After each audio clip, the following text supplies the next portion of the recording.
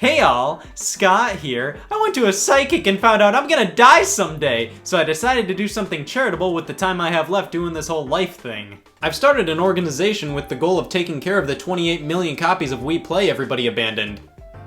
It is a bitch getting funding for this. As the video game industry grows, so do sales expectations. Sometimes they're reasonable, sometimes they're Capcom expecting Resident Evil 7 to sell 4 million copies at launch.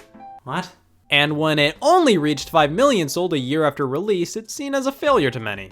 I mean, it's fair to expect more copies of a game to be sold these days compared to 10 years ago. Video games are played by more people than ever now, and the internet helps spread the word of the hottest new game releases. But then there's completely unrealistic expectations of how well a game will do. Publishers predict large sales numbers that frankly are too high, and are then disappointed by sales that are still quite good. Tomb Raider in 2013 sold 3.4 million copies in 4 weeks. That's really good, but not really good enough. While it makes sense to expect higher sales numbers as video games become more and more popular, what makes publishers so confident in these ludicrous predictions?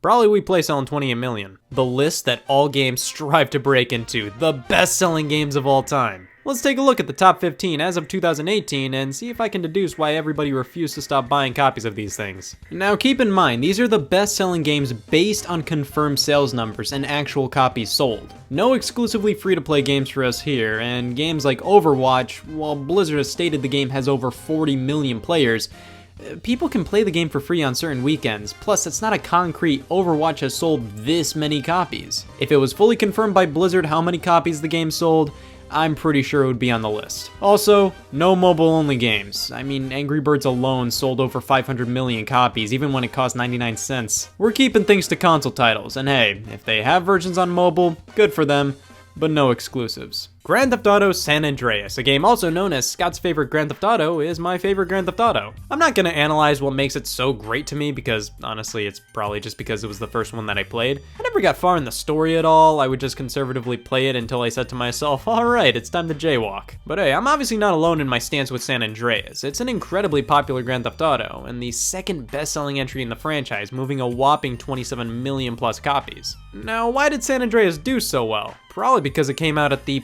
perfect time.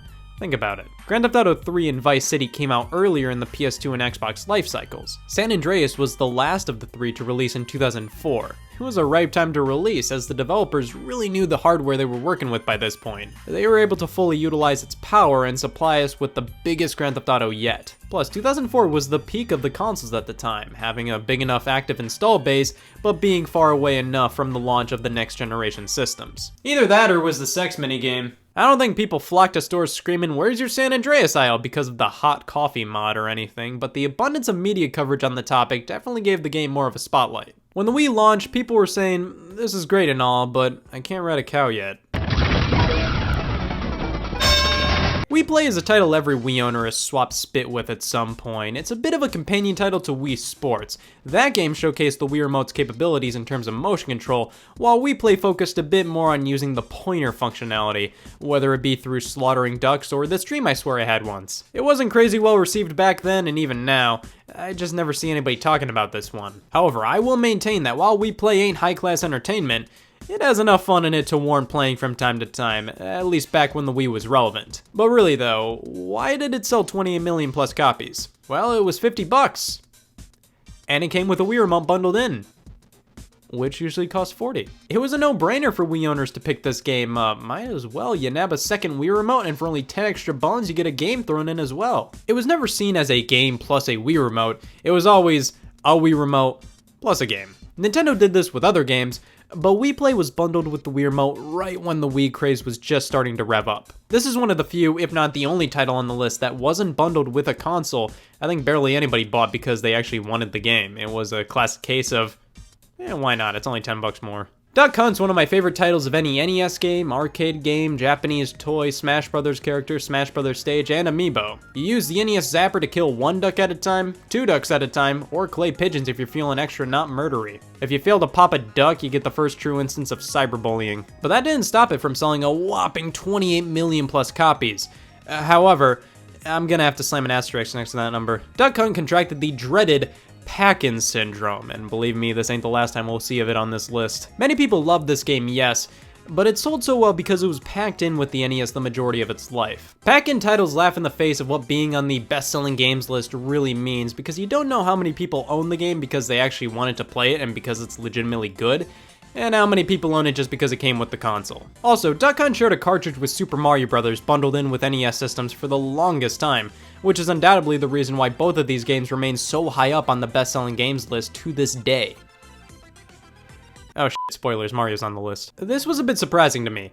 The Elder Scrolls V Skyrim has already sold over 30 million plus copies, and it doesn't seem to be stopping anytime soon. To be fair, Bethesda made damn sure this game would be a bestseller. Skyrim was a hit at launch, and its name carries more value than I think the Elder Scrolls brand itself does at this point. I'm just saying, it seems like more people know of Skyrim than the Elder Scrolls. After many lost hundreds of hours of their life to Skyrim, the copious amounts of mods, the internet spreading word of the game, and its easy availability, I can easily see now why Skyrim is on this list, and honestly it'll probably be higher on the list in no time. There is some light pack-in syndrome here though. It wasn't an Xbox 360 bundle at some point, and if you want to count Skyrim VR being bundled in with some PlayStation VR SKUs, go for it. Black Friday 2009, everybody lined up at Target counters, slamming their hand down and yelling, "One bland and unoriginal Mario to go, please!" Alright, New Super Mario Bros. Wii is still pretty good in the grand scheme of things, especially considering it was only the second New Super Mario Bros. Game at this point. The series definitely hadn't reached pure fatigue yet. And with it being the first original 2D Mario title with 4-player multiplayer on the Wii, it had no problem pushing 30 million. It did insanely well. I mean, New Super Mario Bros. Already had a huge audience. You put it on the Wii, where many who own the console haven't played a Mario game since the NES days, and you have yourself a game that everybody owns at least 4 copies of. To be fair, pack-in syndrome somewhat strikes again, but it was only with select bundles. New Mario Wii wasn't a consistent pack-in with the Wii. But what other game is more suited to outdo New Super Mario Bros. Than New Super Mario Bros.? New Super Mario Bros. Was a revolution in the field of just doing the same thing again. It ushered in the era of retro revivals and showed just how much people still love 2D games. And they loved it a lot, considering much like its Wii successor, it sold 30 million.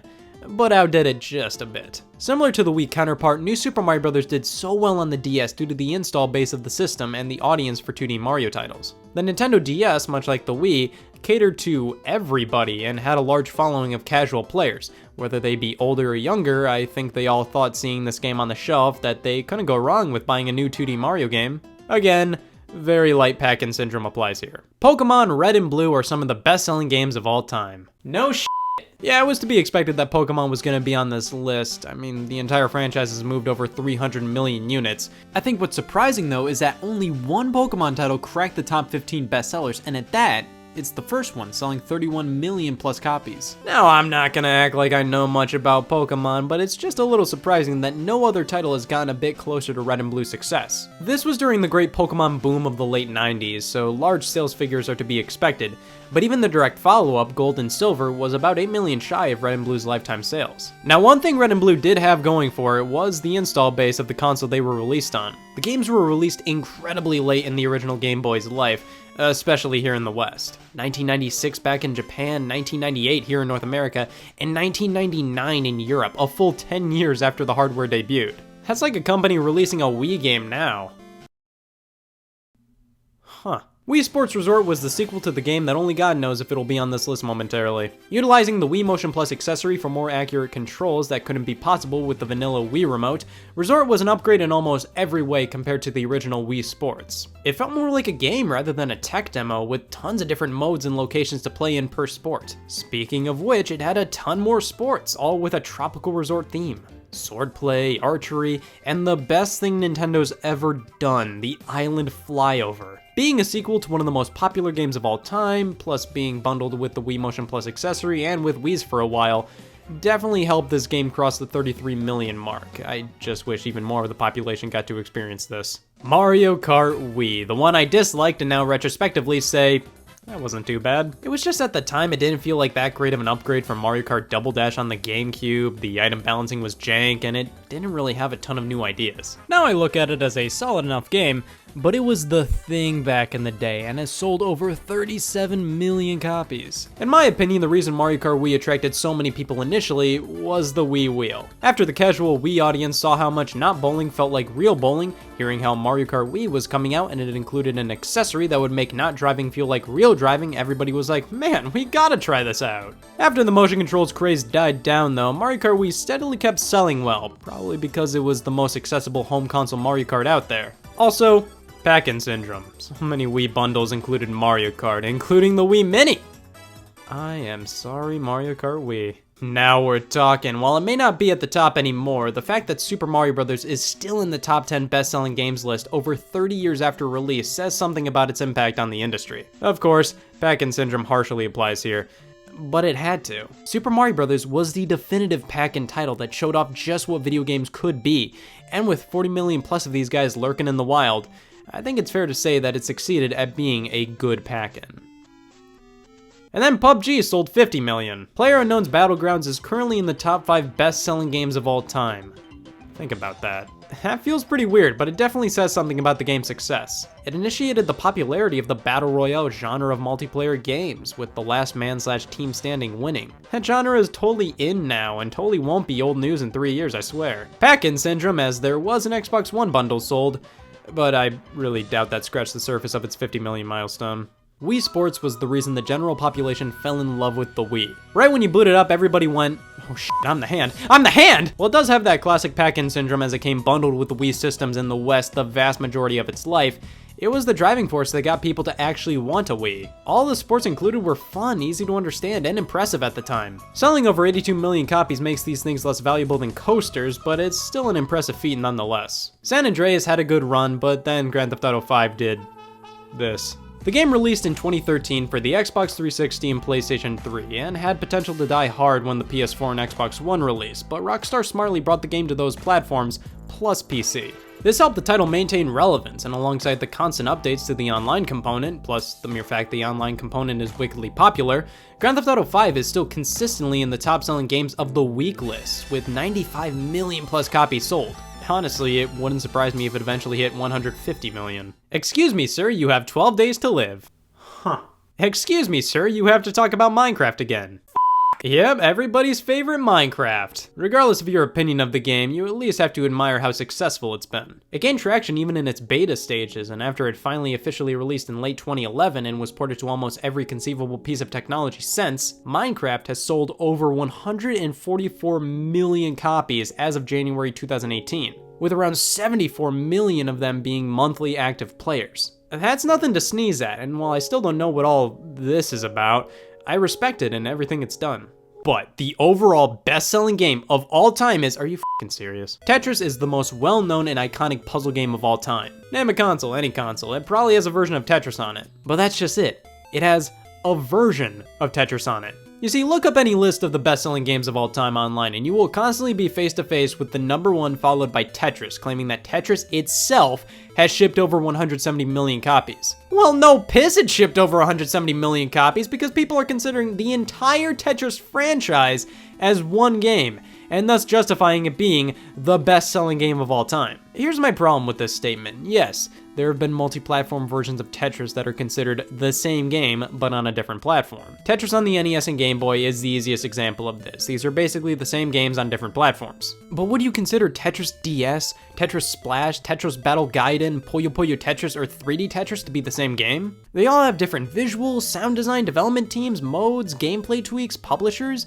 I'd argue that some of these different versions of Tetris have more differences from each other than other entries in game series. My point is, I think it's kinda lame that the entire Tetris franchise is considered just one game in all these best-selling games of all time lists, while other series aren't. Yeah, Tetris Effect is fundamentally the same game at its core as Tetris on the Game Boy, but Wii Fit and Wii Fit Plus are considered different games on bestsellers lists. Are all games in the Dr. Mario series considered the same? What about Columns, Puyo Puyo, really any puzzle game? Is Tetris 2 a part of this statistic? I f***ing hope not. What about Tetris Attack? It ain't Tetris, but it's Tetris. I wonder what the people behind Tetris have to say about that. Jesus Christ, they've sold over 425 million copies of Tetris on mobile alone. Alright, I wanted to argue longer there, but that's my cue to wrap things up. So what did we learn about the best-selling games of all time today? Well, a lot of them are on the Wii, and we didn't even see a Call of Duty title. After staring at this list for 2 minutes, I've deduced that 12 of these 15 games have been pack-in titles at some point, 5 of them are Wii games that sold well due to bundles, brand recognition, and fads, and Tetris being the best-selling game of all time is kinda garbage, but they decided to sell over 400 million of the non-free-to-play paid versions on mobile, so I guess I'll shut up. I hope developers actually understand that the majority of these numbers are unrealistic, and it's simply not bad for their title to not hit them.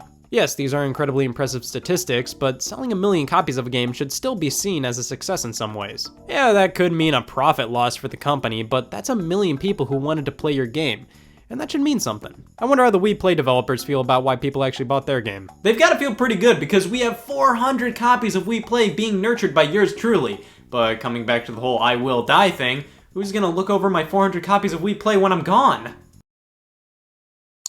Pardon me, 433.